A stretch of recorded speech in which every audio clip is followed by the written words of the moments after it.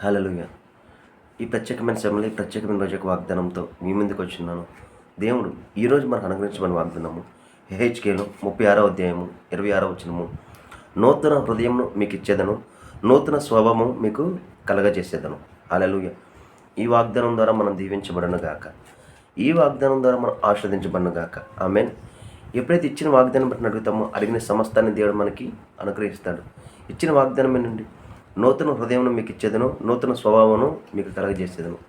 మనం ఎప్పుడైతే నజరైన యేసుక్రీస్తుని మనం విశ్వసించున్నామో ఆ రోజున మనం దేవుడు నూతనంగా మరలా సృష్టించున్నాడు.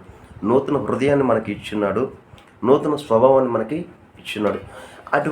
ఏంటి నూతన హృదయం ఎవరిది? యేసుక్రీస్తు యొక్క హృదయాన్ని మనం పొందుకున్నాం, యేసుక్రీస్తు యొక్క స్వభావాన్ని మనము పొందుకున్నాం. కాబట్టి ఎప్పుడైతే ఆయన విశ్వసించిన రోజున నువ్వు నూతన సృష్టిగా ఏర్పడబడ్డావు. కాబట్టి నువ్వు ప్రార్థించిన సమస్తాన్ని నీవు పొందుకుంటావు. ఎందుకంటే నువ్వు అడుగు వాటికంటే ఊహించుకుంటే దేవుడు అత్యధికంగా నీకు కలగజేస్తాడు. కాబట్టి ఏదైతే నువ్వు ప్రార్థిస్తున్నావో, నువ్వు ప్రార్థించిన ప్రతిదీ నజరైన యేసుక్రీస్తు ద్వారా పొందుకుంటానికి విశ్వసించుడు ద్వారా అర్హుడుగా నీవు మారిపోయినావు. కాబట్టి ఈరోజు ఈ వాగ్దానం తీసుకుని మనం ప్రార్థిద్దాము.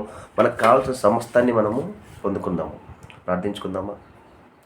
స్తోత్రం మహోన్నతమైన దేవ, నీకే వందన స్తోత్రాలు చెల్లించుకోవడం దేవా. ఇచ్చిన వాగ్దానం బట్టి నీకే కోట్ల స్తోత్రాలు చెల్లించుకోవడం దేవా. అటు రీతి కదండి ఈ వీడియో చూస్తున్న వారు ఏదైతే సహాయం కలదండి, నాకైతే సమస్తం తెలియదు కానీ దేవను సమస్తం తెలిసిన వారు వీడియో చూస్తున్న ప్రతి ఒక్కరికి కావాల్సిన ప్రతి ఒక్క సహాయం అందచేయండి. ప్రతి ప్రయాణంతో మీరే తోడని నడిపించండి.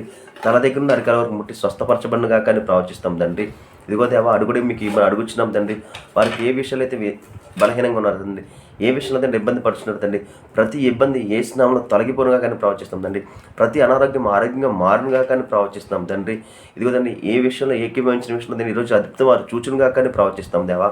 కావాల్సిన ప్రతి ఒక్కరికి ప్రతి ఒక్క సహాయాన్ని అందచేయమని నా జడైన యేసుక్రీస్తు నామమున అడిగి వేడుకొంచున్నాం తండ్రి. ఆమేన్.